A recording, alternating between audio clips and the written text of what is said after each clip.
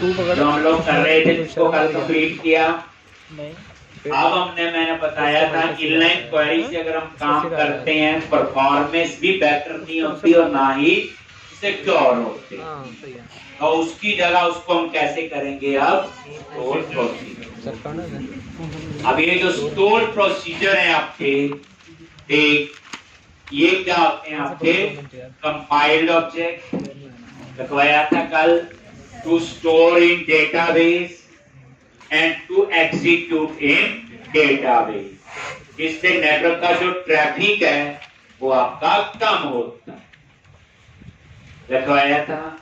और जो store procedure first time execute होता है वो सीक्वल के एग्जीक्यूशन प्लान में आ जाता है और नेक्स्ट टाइम उसी एग्जीक्यूशन प्लान से वो एक्सेस होता है, जिससे क्या होता है उसकी परफॉर्मेंस और बेटर होती फर्स्ट टाइम के कंपैरिजन। एक तीसरे स्टोर प्रोसीजर जो है वो परफॉर्मेंस वाइज बेटर होते हैं इनलाइन क्वेरी के कंपैरिजन। और स्टोर प्रोसीजर पे कभी भी एसक्यूएल इंजेक्शन अप्लाई नहीं होता। एसक्यूएल इंजेक्शन एक हैकिंग टेक्निक है जो इनलाइन क्वेरी पे अप्लाई हो सकती है लेकिन स्टोर प्रोसीजर पे अप्लाई नहीं। इसलिए हमें क्या यूज करने चाहिए, स्टोर प्रोसीजर। फिर कल हमने शुरू किए थे how to create store procedure, तो आज हम उसी में करेंगे। तो हमारा टारगेट है स्टोर प्रोसीजर कैसे बनाने ये सीखेंगे, उनको ASP.NET में कैसे यूज करना, फिर उसके बाद आपका टॉपिक होगा यही है एप्लीकेशन आपकी। पकड़ी से सही से बनाया है, क्या कर रहा है, ऐसे बनाना है, ऐसे बना नहीं, एप्लीकेशन तो बनाएंगे। अभी तो हम डाटाबेस पे काम कर रहे थे, तो डाटाबेस में जाना है तो कैसे जाओगे, कंटिन्यू विदाउट कोड। बस ऐसे हाथ रख, मेरे पास कोड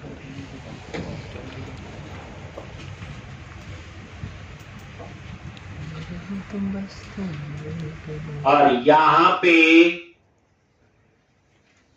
सर्वर एक्सप्लोरर पे गए और डेटाबेस है DB एम्प्लॉय 105।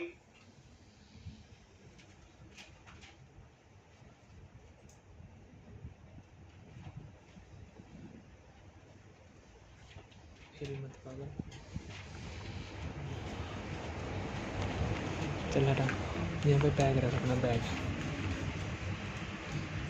यहाँ पे बैग रख, फ्रेंड लेगा टेबल बना लिया था स्टोर प्रोसीजर। एक हमने बनाया था कल ईसेंट एक, अब हम और बनाएंगे। तो स्टोर बी पे राइट क्लिक करो, ऐड न्यू स्टोर प्रोसीजर।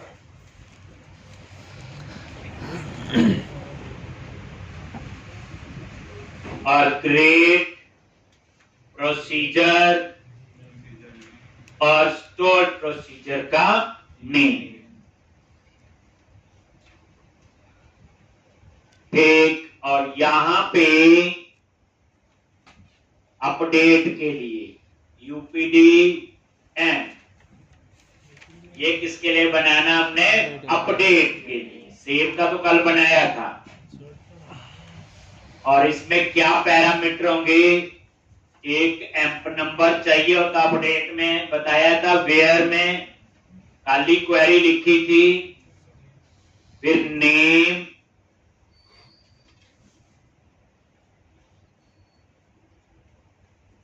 फिर उसके बाद एड्रेस,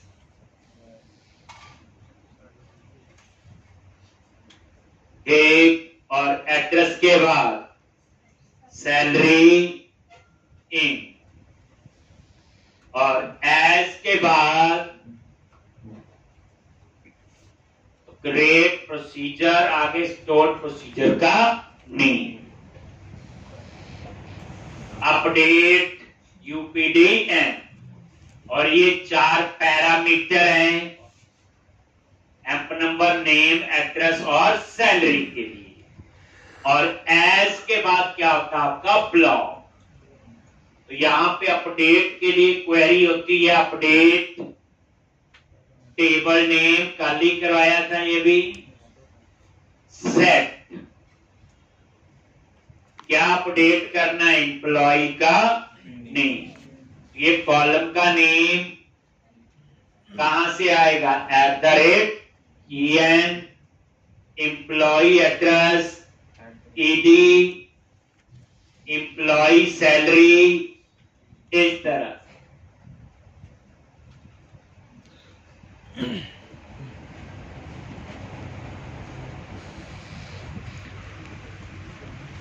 साफ साफ बनाया। साफ है। मैं भी बना रहा हूँ, तू बना साफ। और लास्ट में वेयर एम्प नंबर @em। ये नॉर्मल आपकी अपडेट क्वेरी मैंने लिख दी।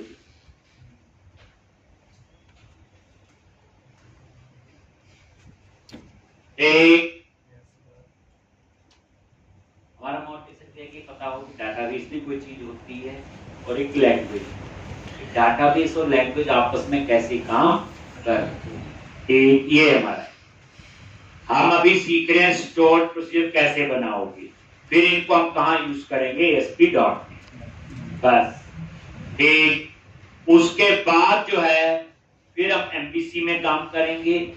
वहां पे आपकी HTML, बूटस्ट्रैप, जावास्क्रिप्ट और ये MVC टॉपिक तो चलेगा ही, शीर्षक भी साथ में, डाटाबेस, माइक्रोसॉफ्ट सर्वर। तो वहां इकट्ठी 5-7 चीजों में हम लोग काम करेंगे। तो ये था अपडेट। अब हमने एक और यहां अपडेट पे क्लिक करो, ये लेफ्ट कॉर्नर पे लिखा है update. Update update data base हो गया। तो ये स्टोर प्रोसीजर एक और बन। अब एक और बनाना है अगेन। ये देखो, इसको रिफ्रेश कर लो, ये देखो 2 आ गए। अब स्टोर प्रोसीजर पे राइट क्लिक करो, ऐड न्यू स्टोर प्रोसीजर, और यहां पे टेल एन और @eno डेटा टाइप इन।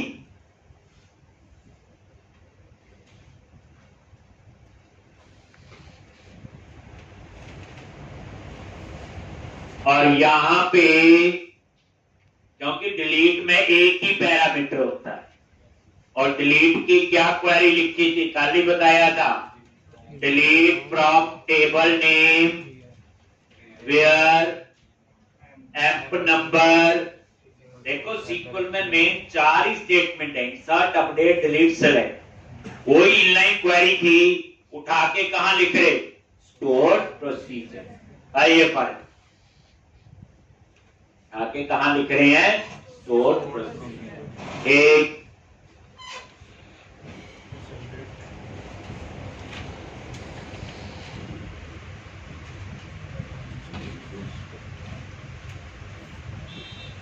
अगर हम ये क्वेरी लिख दें C# में, जावा में, पाइथन में, तो बन जाती इनलाइन क्वेरी।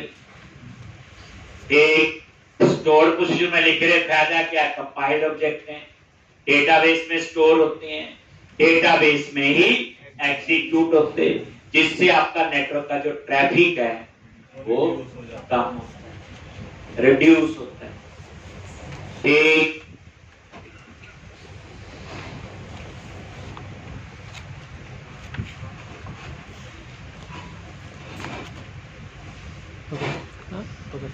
क्यों तो भी बना सकते हैं। और अपडेट पे क्लिक करो, अपडेट डेटाबेस। तो ये एक और स्टोर प्रोसीजर बन गया। अब हम लोग एक और बनाएंगे। स्टोर भी पे राइट क्लिक किया, add new store procedure, display के लिए और उसका नेम दे दिया स्पैम।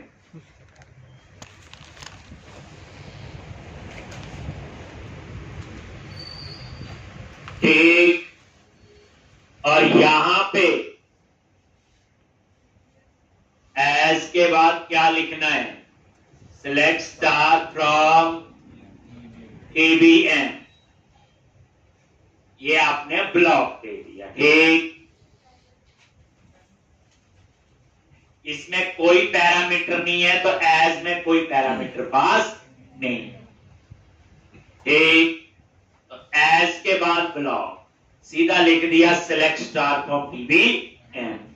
ये क्या करेगा? टेबल से डाटा फेच करेगा। ठीक,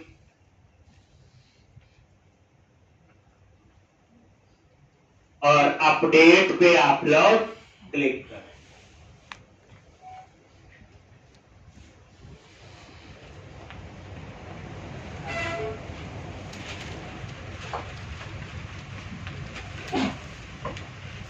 अपडेट पे क्लिक किया और अपडेट। ठीक,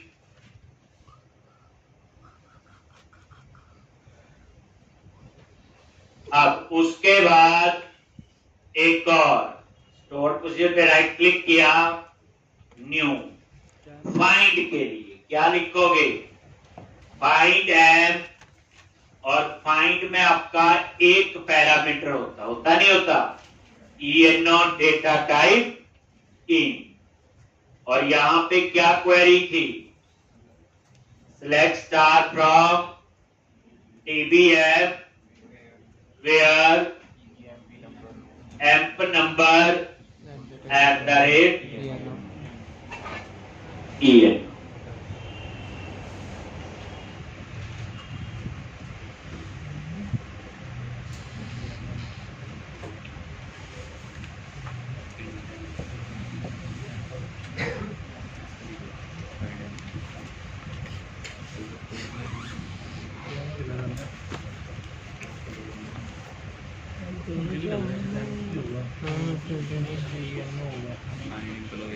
और अपडेट पे क्लिक किया तो ये फाइंड, तो हमने कुल कितने अपडेट डाटाबेस पे क्लिक किया तो देख लो कितने स्टोर भी बन गए। 5 ESAM सेव के लिए, UPDF अपडेट के लिए, TELM डिलीट के लिए, स्पैम डिस्प्ले के लिए और फाइंड एप फाइंड के लिए। यही 5 काम हम पहले कर चुके हैं इनलाइन क्वेरी से। बस फर्क कितना है कि इनलाइन क्वेरी से परफॉर्मेंस बेटर नहीं होती, ना ही सिक्योर होती। रीजन समझाया था कि इनलाइन क्वेरी पहले SQL के इंजन में जाती है, फिर कंपाइल होती, फिर एग्जीक्यूट होती। लेकिन जो स्टोर्ड प्रोसीजर है वो कंपाइल ऑब्जेक्ट होते हैं, डाटाबेस में ही स्टोर होते हैं, डाटाबेस में ही एग्जीक्यूट होते हैं, जिससे नेटवर्क का जो ट्रैफिक है ठीक वो कम। और स्टोर प्रोसीजर पे SQL इंजेक्शन अप्लाई नहीं होता, जिस वजह से आपका सिक्योर भी होता है। SQL इंजेक्शन एक हैकिंग टेक्निक। तो ये मैंने बच्चे 5 सिंपल स्टोर प्रोसीजर बनाए। ये तो हो गए सिंपल, जिसमें कोई खास कोड नहीं था, एक लाइन ही थी में। लेकिन स्टोर प्रोसीजर में तो पूरी प्रोग्रामिंग इफ और व्हाइल सब चलता है। तो अब एक अच्छे लेवल का करते हैं हम लोग। जैसे सबसे पहले हैकिंग होती है लॉगिन पे, ज्यादातर वही होती है, यूजर पासवर्ड जहां डालते हैं। तो अब हम एक काम करते हैं, एक हम लोग एक नया टेबल बनाएंगे और उसका नाम रखेंगे TB यूजर।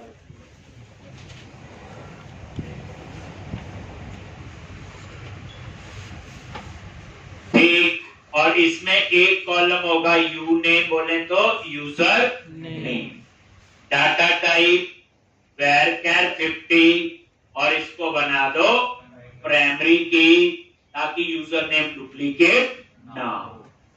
दूसरा आप ले लो यू पास पासवर्ड वैरकर 50, यानी पासवर्ड जो है दो ही कॉलम ले रही, यूजर नेम और पासवर्ड। और नेम एड्रेस फोन वो तो ही जाएगा, जो मर्जी हो जाए, बट यूजर टेबल में दो मेन चीजें होती है, यूजर नेम और पासवर्ड। बाकी तो नाम है, फोन नंबर है, ईमेल है, कुछ भी हो। तो सबसे पहले हम क्या करेंगे, एक नया टेबल बनाएंगे डेटाबेस के अंदर, टीबी यूजर, जिसमें दो मेंबर लेंगे, यू नेम और यू पास। फिर यूजर पासवर्ड ठीक है गलत है, इसको चेक करने के लिए क्या बनाएंगे, स्टोर प्रोसीजर। सबसे ज्यादा हैकिंग तो वही होती है। ठीक, तो अब आप क्या करो, यहां पे आगे सर्वर एक्सप्लोरर में, और ये टेबल, उसी डाटाबेस में जितने मर्जी टेबल बनाओ, तो टेबल्स पे राइट क्लिक करो, ऐड न्यू टेबल।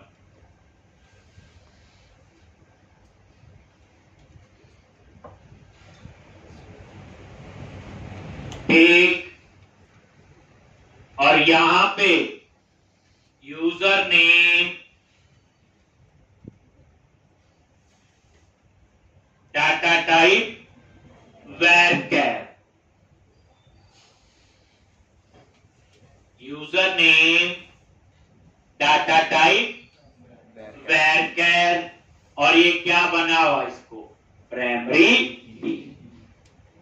और यूजर पासवर्ड ये भी क्या ले लो, वैरकर। और किसी का पासवर्ड नल नहीं हो सकता, तो टिक हटा, नॉट नल। ठीक, और ये देखो नीचे क्रिएट टेबल, और टेबल का नेम मैंने क्या रख दिया, टीबी यूजर। और ये देख लो यू नेम और यू पास, ये दो कॉलम। यूजर नेम को प्राइमरी की बना दिया, क्योंकि यूजर नेम डुप्लीकेट नहीं हो सकता, पासवर्ड भी नल नहीं।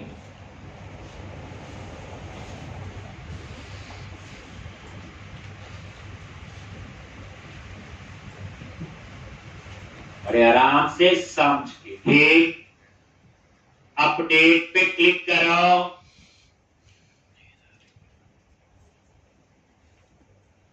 और अपडेट डेटाबेस क्लिक किया,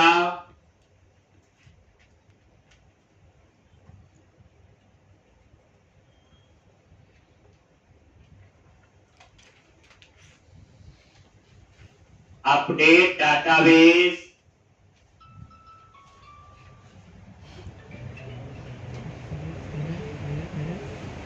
तो ये एक और टेबल आपका बन गया। अपडेट पे क्लिक किया और अपडेट डेटाबेस, और ये टेबल्स पे रिफ्रेश करोगे तो यहां दो टेबल। ठीक है जी, अब हम लोग स्टोर प्रोसीजर पे राइट क्लिक करके एक नया स्टोर प्रोसीजर बनाएंगे। ठीक, तो ये सारा क्लोज कर दो, ये हो। तो स्टोर प्रोसीजर पे राइट क्लिक किया, ऐड न्यू स्टोर प्रोसीजर, और यहां पे लॉगिन चेक।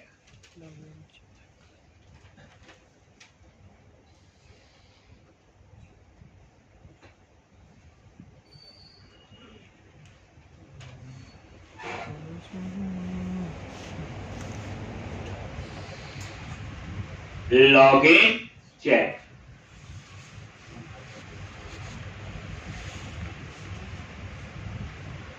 और इसमें दो पैरामीटर लेंगे, क्या,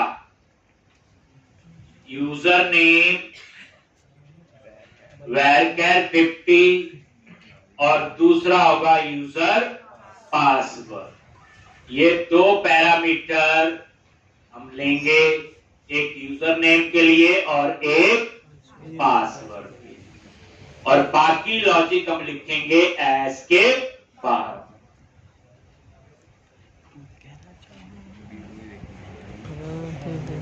एक बाकी लिखेंगे एज के बाद। रिक्वायरमेंट इतनी है कि यूजर पासवर्ड ठीक है तो ये काम होना चाहिए।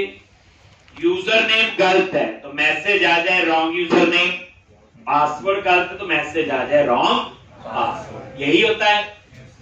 ठीक, लेकिन वो मैसेज यहां थोड़ी आएगा, ये तो डाटाबेस है।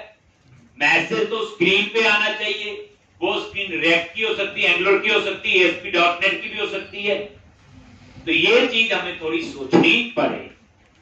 तो सबसे पहले देखो एक नॉर्मल वेरिएबल कैसे डिक्लेयर करते हैं SQL में।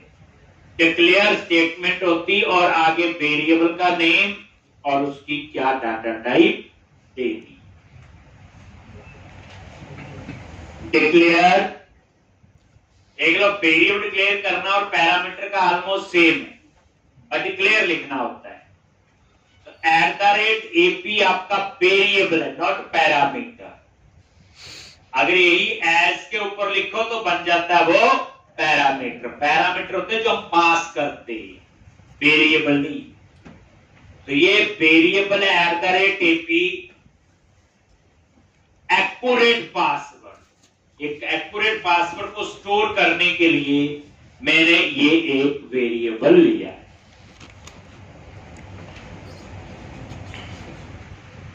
एक और यहां पे सिलेक्ट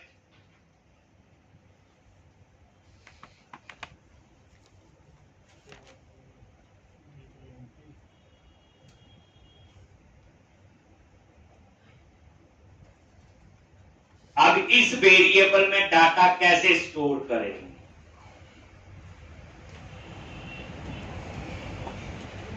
तो क्या लिखोगे, if @AP is equal to, इसमें क्या आएगा बोलो, यूजर पासवर्ड कहां से, टीबी यूजर, और किसका पासवर्ड आएगा, where user name is equal to जो पैरामीटर से यूजर नेम आए।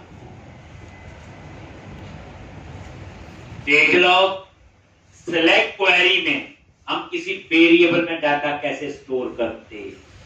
@AP आपका वेरिएबल है एक्यूरेट पासवर्ड।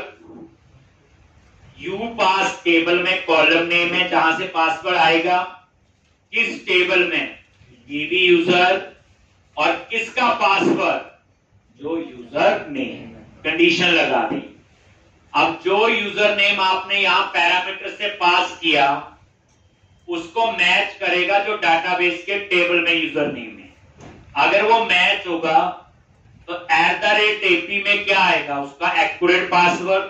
अगर वो मैच नहीं हुआ तो @AP में आएगा नल। अगर @AP में नल आ रहा है, if @AP is null, अगर इसमें नल आ रहा है तो इसका मतलब क्या होगा, मेरा यूजर नेम गलत, क्योंकि पासवर्ड कभी नल हो ही नहीं सकता क्योंकि वहां मैंने उसको बनाया हुआ नॉट नल, वैसे भी नहीं होगा। क्या होगा, हम यहाँ पैरामीटर से यूजर नेम पास करेंगे, ये यूजर नेम डाटाबेस में मैच होगा। अगर ये डाटाबेस में वो यूजर नेम एग्जिस्ट करता है जो पैरामीटर से पास कर रहे, तो @AP में एक्यूरेट पासवर्ड आ जाएगा। अगर एग्जिस्ट नहीं करता है तो @AP में नल आएगा। अगर नल आ रहा है देन आप क्या करो, रिटर्न, क्या लिखोगे, रिटर्न, और मैंने एक वैल्यू रिटर्न कर दी -1।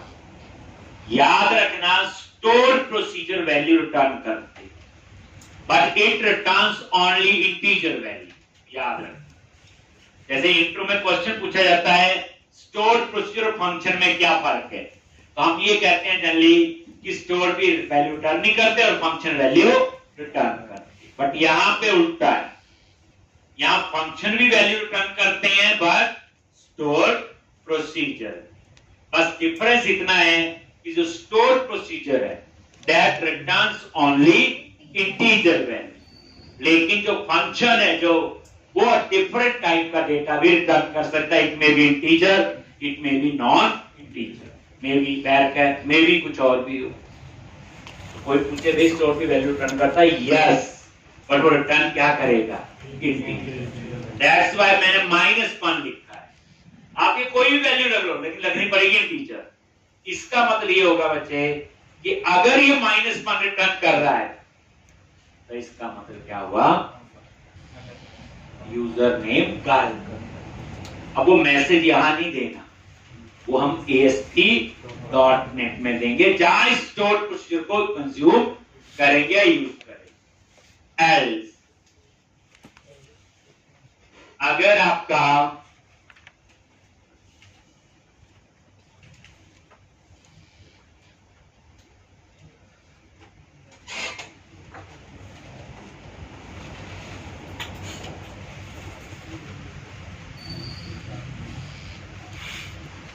else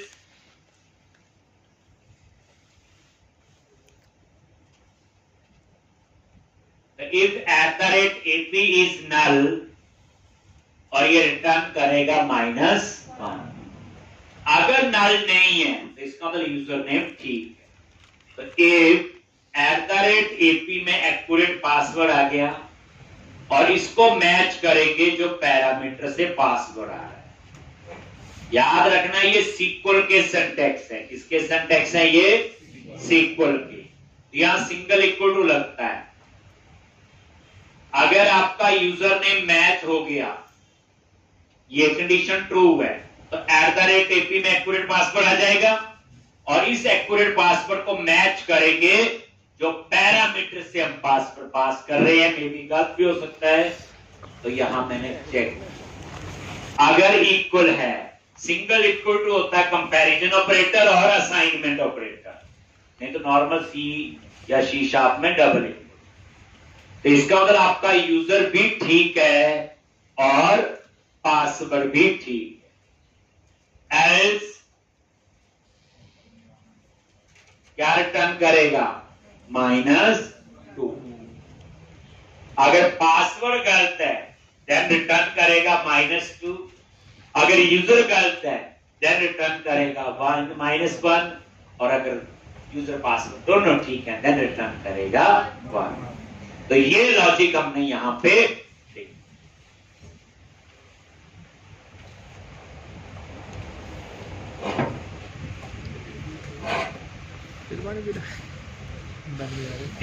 तो ये क्या सीखा? वेरिएबल कैसे डिक्लेयर करते हैं, इफ कैसे लगाते हैं और वैल्यू रिटर्न कैसे करते हैं।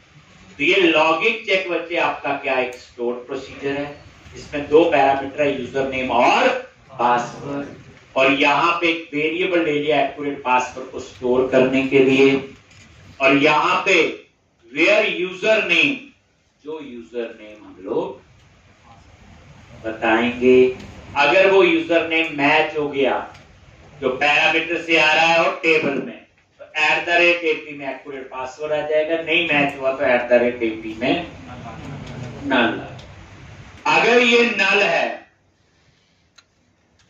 देन रिटर्न करता है -1। अगर नल नहीं है देन वो चेक करता है पासवर्ड। अगर ये पासवर्ड जो एक्यूरेट पासवर्ड इसमें आया है और पैरामीटर से अगर मैच हो गया तो इसमें यूजर भी ठीक है और पासवर्ड, देन रिटर्न करता है 1, और अदरवाइज पासवर्ड गलत है तो रिटर्न करेगा -2। समझा गया? ये समझना तो पड़ता ही है। अपडेट पे क्लिक करो।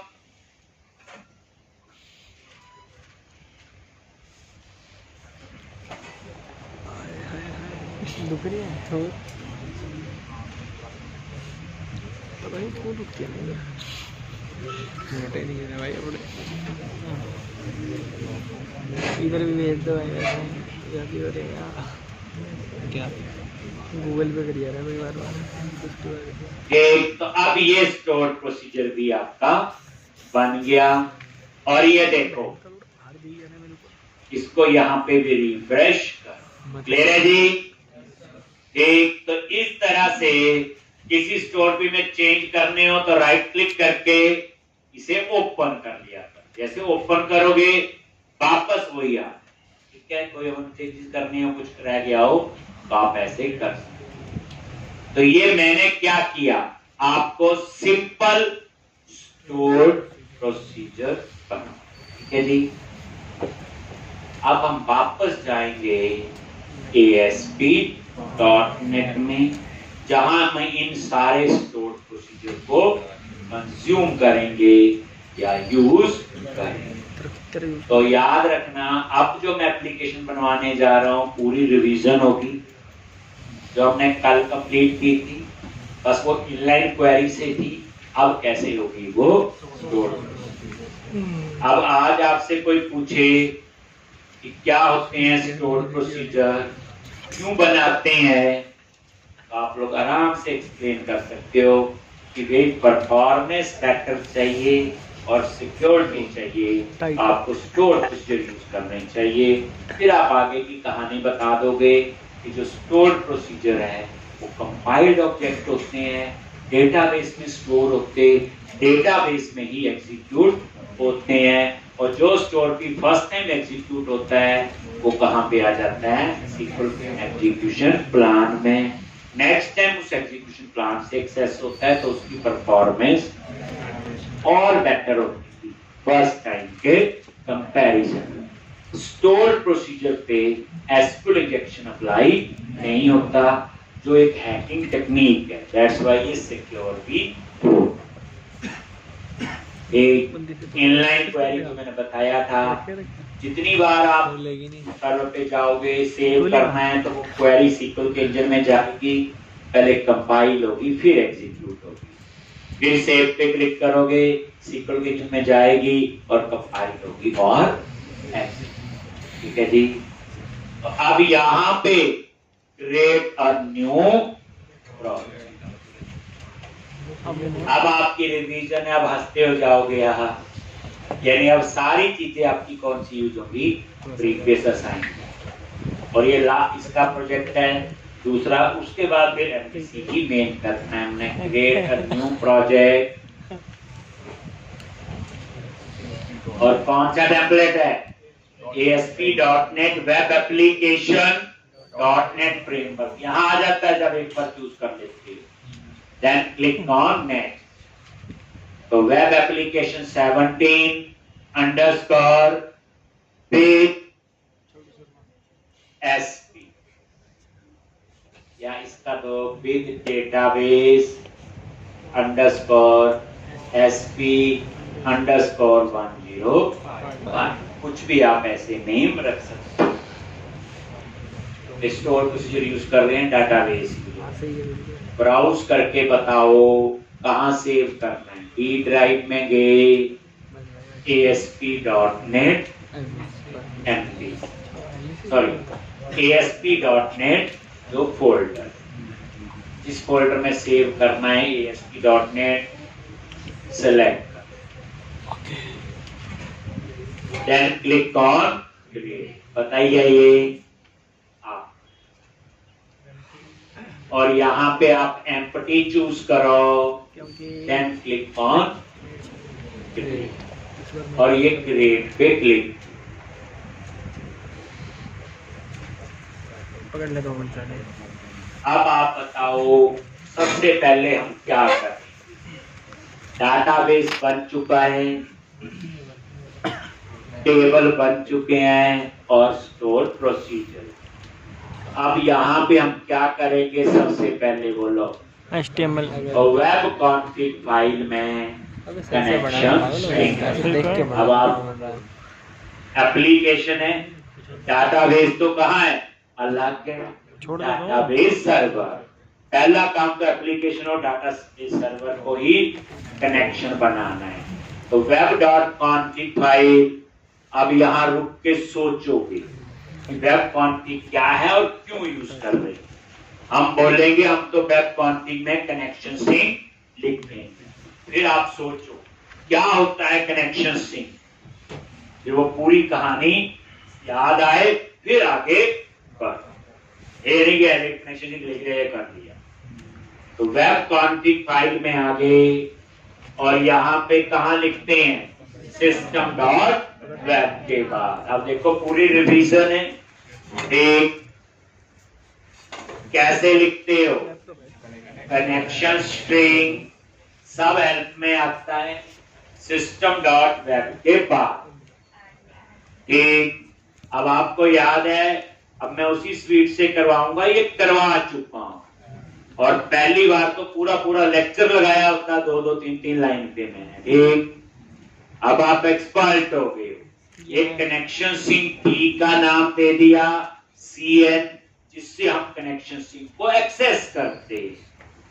उसके बाद सर्वर इज इक्वल टू क्या देंगे डेटाबेस सर्वर का नेम। टर्म्स पूरी समझा करो। और मेरे लैपटॉप पे डेटाबेस सर्वर का नाम है ये। अब ये नेम आपके लैपटॉप पे कुछ और हो सकता है, बताया हुआ कैसे सर्वर का नेम देखना, रट्टा कोई नहीं होना चाहिए। उसके बाद क्या है डेटाबेस जिस नाम से आपने बनाया है। मैंने क्या नेम रखा हुआ बोलो DB employee underscore 105 database. Database तो वही है, टेबल उसी में बनाया नया मैंने। उसके बाद क्या लिखते हैं इंटीग्रेटेड सिक्योरिटी। क्यों लिखते हैं विंडोज ऑथेंटिकेशन को इनेबल करने के लिए। देख लो आपके सामने विंडोज ऑथेंटिकेशन को इनेबल करने के लिए। अब मैंने वेब कॉन्फ़िग में एक जगह कनेक्शन सिंक लिख दिया, पूरे प्रोजेक्ट में यूज करूंगा। यहां चेंज करूंगा तो पूरा प्रोजेक्ट में चेंज करने की जरूरत नहीं पड़ेगी। यहां चेंज करूंगा प्रोजेक्ट रिकंपाइल नहीं करना पड़ेगा। इसलिए कनेक्शन सिंक कहां लिखते हैं वेब कॉन्फ़िग में। कनेक्शन सिंक क्या होता है एप्लीकेशन और डेटाबेस के बीच में कनेक्शन एस्टैब्लिश करने का एक स्ट्रिंग है। क्योंकि एप्लीकेशन सर्वर अलग होता है, डेटाबेस सर्वर अलग है। रट्टा नहीं मार, पूरी कहानी समझनी।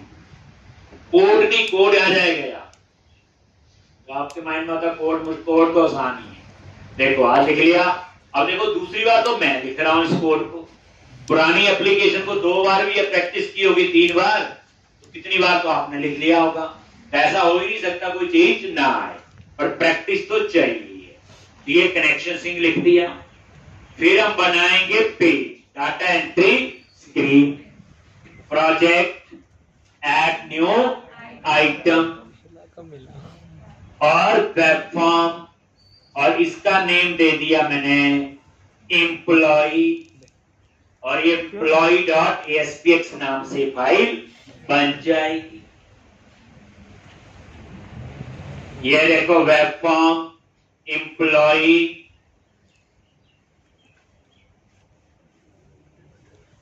और ये वो स्क्रीन। आप इसका डिजाइन बना लो डाटा एंट्री स्क्रीन ही सेम। क्या करोगे यहां पे बोलो एम्प नंबर और वही टूल बॉक्स में जाओ और यहां पे क्या लिखना है बोलो text box name text box address text box salary और टेक्स्ट बॉक्स और यहाँ पे 4 बटन लगा लिए सेव अपडेट और डिलीट डिस्प्ले। ठीक, बटन ये वही बटन की प्रॉपर्टीज में गए टेक्स्ट कर दिया सेव। दूसरा बटन अपडेट। तीसरा क्या था डिलीट। चौथा क्या था डिस्प्ले। ठीक, फॉर्मेटिंग थोड़ी बहुत करनी हो तो यहाँ से हम इसका साइज वगैरह कुछ करना हो,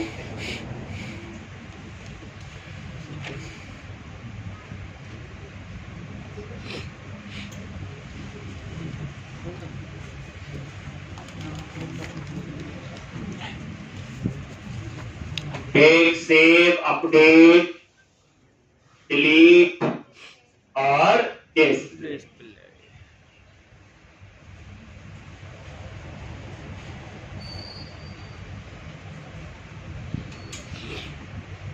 फिर अब आपने क्या करना है, ये तो सिंपल डेटा एंट्री स्क्रीन है। एक बार रन करोगे तो अब हम चाहते हैं इस पेज पे डाटाबेस को एक्सेस करें और फिर जो डेटा मैनिपुलेशन करनी है वो हम सारी करें। तो सबसे पहली बात, इस पेज पे मुझे डाटाबेस एक्सेस करना है। ये तो डिजाइन ही मिला हमें और कुछ नहीं है, तो क्या करते हो आप लोग, बोलो। पेज पे डबल क्लिक करो, कहीं पे भी, कहां आगे, कोड फाइल आगे।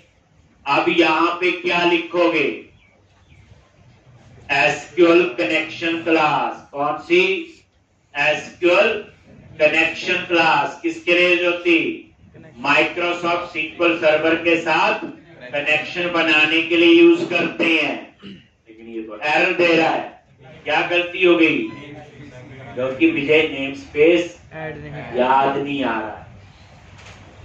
हो सकता है ये एक इंसान है, क्या क्या चीज याद रखे, एक तो क्लास का नाम याद रखे, फिर नेम स्पेस याद रखे और पता नहीं क्या क्या होगा।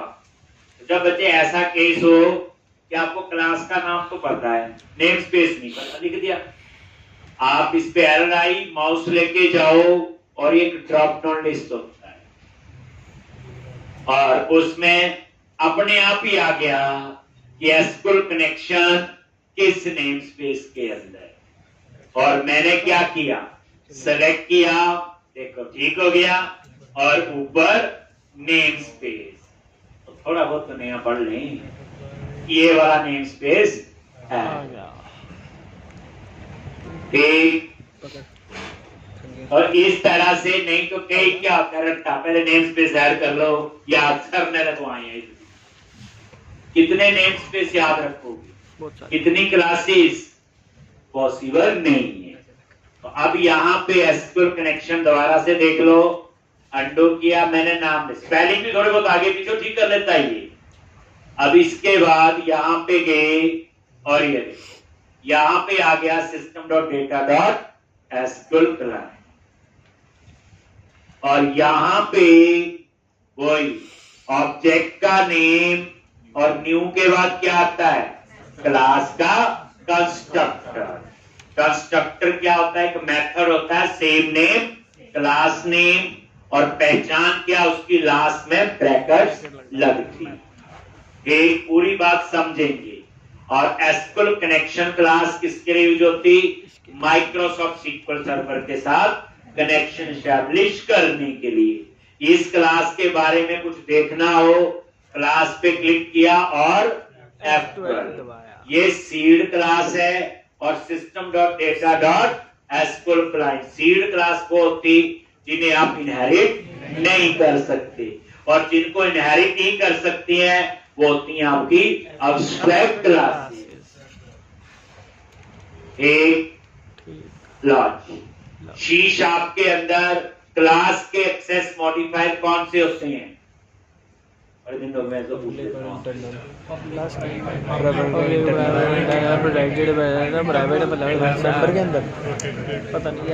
मैंने क्वेश्चन पूछा, जितने तो आपने बता दिए उतने तो होते नहीं, दो होते हैं। क्लास के एक्सेस मॉडिफायर कौन से होते हैं, पब्लिक, प्राइवेट, इंटरनल। पब्लिक और इंटरनल। बाय डिफॉल्ट क्या होता है, इंटरनल। क्लास के जो मेंबर होते हैं उसके एक्सेस मॉडिफायर कितने होते हैं, 5। ठीक, फिर तो याद ही होंगे। बाय डिफॉल्ट क्या होता है, प्राइवेट, याद रखना ये, ठीक। स्टैटिक और नॉन स्टैटिक मेंबर में क्या डिफरेंस है, स्टैटिक मेंबर को क्लास के नेम के साथ एक्सेस कर सकते हैं और नॉन स्टैटिक को क्लास के ऑब्जेक्ट के साथ। जैसे कौन क्या है, क्लास का ऑब्जेक्ट है। अगर मैं कौन डॉट करके कुछ भी लिखूंगा, इसका मतलब वो कौन सा मेंबर है, नॉन स्टैटिक। अगर मैं कभी ऐसा लिखूं एसक्यूएल कनेक्शन डॉट, तो वो होगा स्टैटिक। एक अब ये न्यू लगाया है तो मेमोरी कहाँ एलोकेट करेगा, हीप के अंदर। कहां पे, हीप। अब पेज लोड इवेंट पे आ जाओ और क्या लिखेंगे, कौन डॉट कनेक्शन स्ट्रिंग, ये लो जी। और ये कनेक्शन सिंक कहां से आएगा, वेब डॉट कॉन्फिग फाइल। अब वेब कॉन्फिग से कनेक्शन सिंक रीड करते हैं, एक उसका क्या सिंटैक्स, तो उसके लिए आपको एक नेम स्पेस ऐड करना पड़ेगा। कौन सा है, जल्दी बोलो, यूजिंग सिस्टम डॉट कॉन्फ़िगरेशन।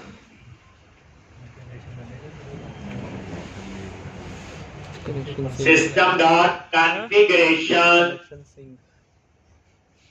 ले लिया तो क्या,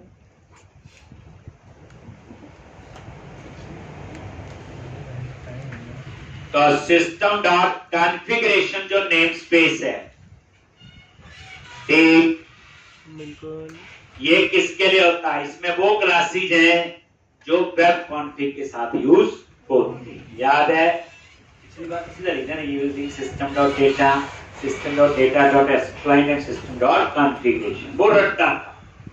अब ऑन डिमांड जब जरूरत है आपको तब लिखो।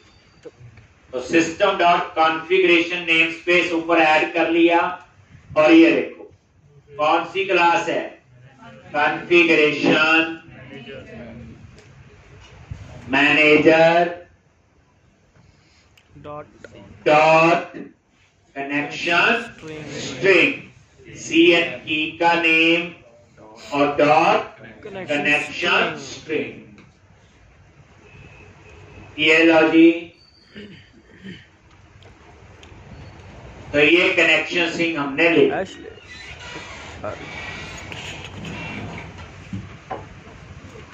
तो कॉन्फ़िगरेशन मैनेजर क्या है, क्लास है, देख लो, F12 प्रेस किया और ये स्टैटिक क्लास है, मुझे इसका ऑब्जेक्ट बनाने की जरूरत नहीं है।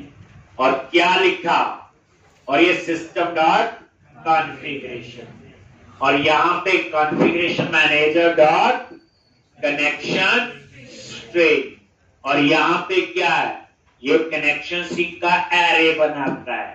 कल को मल्टीपल कनेक्शन सिंक भी हो सकते हैं। CN की का नाम दे दिया, ये वही नाम देना है जो वेब डॉट कॉन्फ़िग में दिया हुआ। अब ये देखो कनेक्शन सिंक भी आपका क्या मेंबर होगा, स्टैटिक, क्योंकि क्लास के नेम के साथ एक्सेस हुआ है। F12 प्रेस करो, ये देखो क्या लिखा रहा है इसके आगे, स्टैटिक, ठीक। तो अब यहां पे ये कनेक्शन स्ट्रिंग, तो ये लाइन क्या कर रही, read connection string from web config file, और उसके लिए कौन सी क्लास यूज हुई है, कॉन्फ़िगरेशन मैनेजर। अब हम लोग यहां चेक करेंगे कौन डॉट स्टेट, करवा चुका हूं सारा, यस सर, कौन डॉट स्टेट इक्वल टू, अब आगे क्या लिखना है, कनेक्शन स्ट्रिंग, मुझे नहीं याद आ रहा क्या करना, चलो सोचो आप। सर ओपन, सर क्लोज आएगा, क्लोज। आप और एक मिनट सोचो,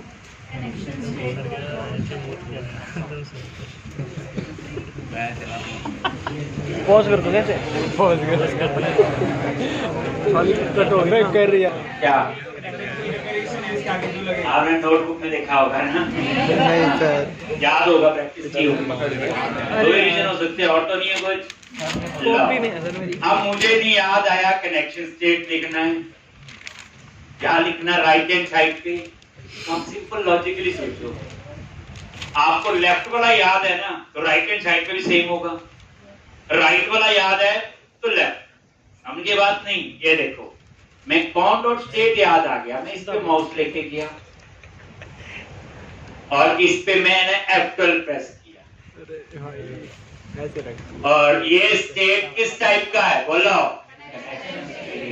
फिर याद आ जाएगा कनेक्शन स्टेट। ऐसे होता है बच्चे, अगर लेफ्ट वाला याद है तो उसको देख के राइट वाला लिख सकते हो, राइट वाला याद है लेफ्ट, क्योंकि दोनों का सेम होता है। अगर इंटीजर इंटीजर आएगा, ही कहते हैं हम लोग सेम क्लास थी जो भी था। तो कॉन डॉट स्टेट मुझे याद आ गया, यहां लिखना है कनेक्शन स्टेट। और ये देखो हेल्प में नीचे आ रहा है, सेलेक्ट कर लिया और इसने नेम स्पेस भी अपने आप ही लिख दिया। लेकिन मैं यहां लिखना नहीं चाहता, नहीं तो मैं कहीं और जरूरतों में फिर नेम स्पेस लिखूंगा नहीं। तो आप क्या करो, इसको हटा सीधा लिखो कनेक्शन स्टेट। अब इसका नेम स्पेस ऊपर ऐड करना है सिस्टम डॉट डेटा। तो मैंने अभी ऊपर बताया कैसे, यहां पे यूजिंग सिस्टम डॉट डेटा आप ऊपर ऐड हो गया। एक मतलब कहने का धीरे धीरे याद नहीं रखना कुछ। ये देखो सिस्टम डॉट डेटा भी हो गया, कॉन्फ़िगरेशन भी, और एसक्यूएल क्लाइंट। अब देखो कनेक्शन स्टेट डॉट क्लोज। अगर ये क्लोज है देन कॉन डॉट ओपन। अब ये लाइन क्या कर रही, just to check the connection state, if it is close then open the connection. और ये कनेक्शन स्टेट क्या है, इस पे फिर F12 प्रेस करो, देख लो ये क्या है, ये नंबरेशन है system dot data name space. एक कुछ नहीं करना होता, F12 प्रेस करना। थोड़ा सा दिमाग लगाओ ना तो आप अपनी चीजें पढ़ेंगे, हम ही पढ़ेंगे। हम रेक्ट पढ़ते हैं, एंगुलर पढ़ेंगे, नोड पढ़ेंगे, एमवीसी का कोड, बूटस्ट्रैप, जावा स्क्रिप्ट। तो हम तो पागल हो जाएंगे इतने सिंटैक्स याद रख रख के। है तो आखिर का इंसान ही, जो चीज ज्यादा यूज होगी वो याद रहेगी, जो भूल गए भूल जाएंगे। लेकिन ऐसा काम करना ही, भूल भी जाएंगे तो भी हम उन्हीं से याद करवाएंगे, बस तरीका पता होना चाहिए। अब आप लोग जैसे रन करते हो तो पेज लोड इवेंट अपने आप फायर होगा, और जो पेज लोड का कोड अपने आप एग्जीक्यूट होगा। अगर कोई एरर नहीं आई तो इसका मतलब कनेक्शन ठीक है जी। अब हम लोग क्या करेंगे, यहाँ एम्प नंबर, यहाँ नेम, यहाँ एड्रेस, यहाँ सैलरी, और सेव बटन के क्लिक में सारी इंफॉर्मेशन कहाँ स्टोर करनी है, डेटाबेस में। तो अब हमारा अगला कोड किसका होगा बोलो, सेव बटन। सीधा सेव पे क्लिक किया और यहाँ पे आ गए।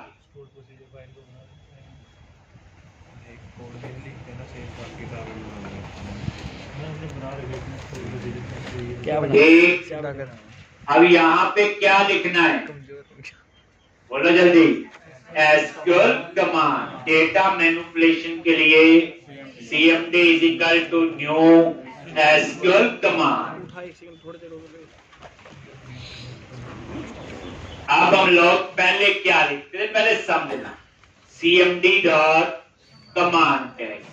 हम यहाँ क्वेरी की जगह क्या लिख देंगे, स्टोर प्रोसीजर लिखते थे। अब हम लोग फिर लिखते थे cmd dot connection is equal to con, दो लाइन हम यहाँ पे लिखते थे ऐसे। अब एक्सपर्ट हो गए।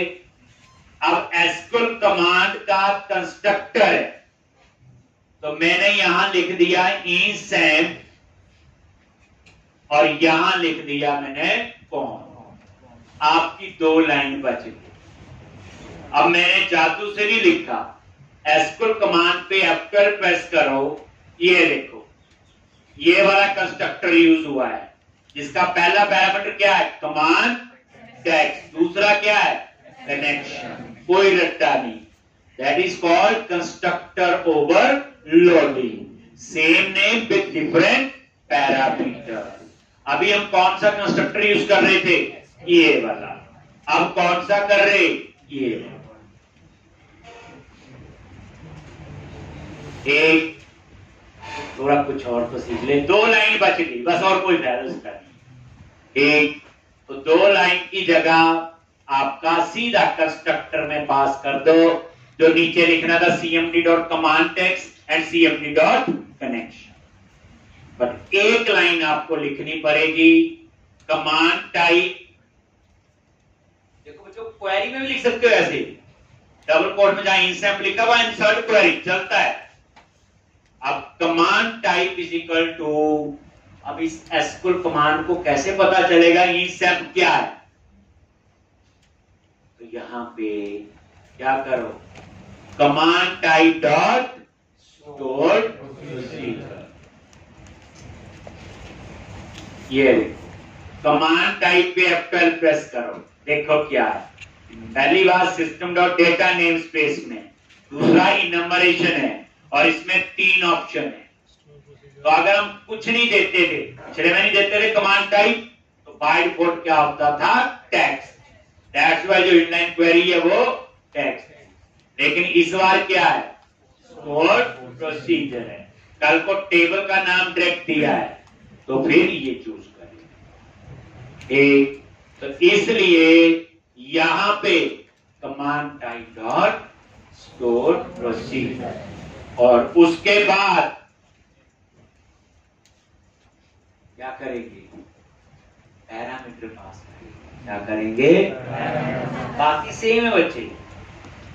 कैसे पास करते हैं, cmd dot parameter add with value और पैरामीटर का नेम, बट याद रखना ये पैरामीटर का नेम वो ही देना है, कौन सा,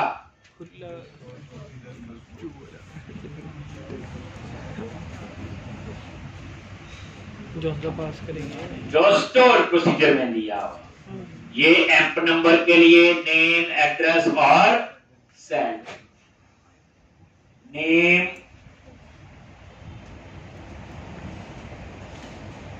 एड्रेस और सेट। लो जी, चारों पैरामीटर पास कर दिए। नेक्स्ट लाइन भी बता दीजिए क्या, cmd dot execute non query. Next भी पता होगी, ये एसक्यूएल कमांड क्लास ने जो रिसोर्स यूज किए, cmd डॉट डिस्पोज, फिर चारों टेक्स्ट बॉक्स को खाली कर दोगे और टेक्स्ट बॉक्स 1 पे कर्सर सेट कर दो। इतना ही। चेंज क्या मिला बोलो, स्टोर प्रोसीजर का नेम और कमांड, बाकी कोड सारा आपका पुराना। कोड भी इंप्रूव करेंगे धीरे धीरे, तीसरी बार पढ़ेंगे और अच्छा करेंगे, चौथी बार यही तो होना चाहिए।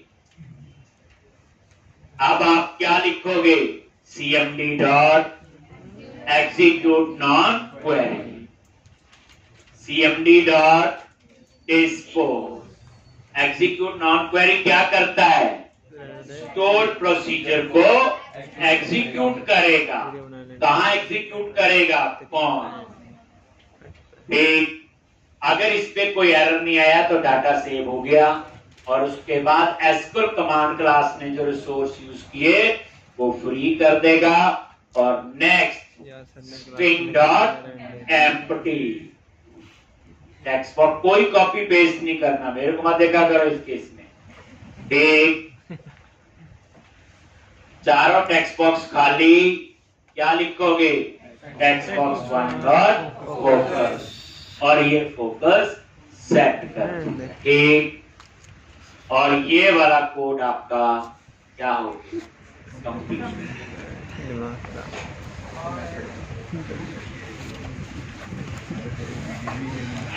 अब आपके लिए क्या काम है, देखते हैं ये इस पूरी एप्लीकेशन को कौन कंप्लीट कर।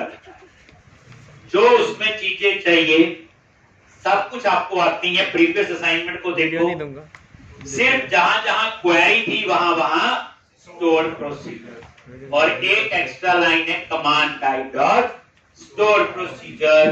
बाकी कहानी आपकी सेम है। तो आप लोग ये ट्राई करोगे, तो मंडे को हम लोग इसमें आगे करेंगे। कोशिश है कि मंडे को आपका स्टोर प्रोसीजर वाला पार्ट है वो कंप्लीट हो और ट्यूसडे से हम फिर एमपीसी शुरू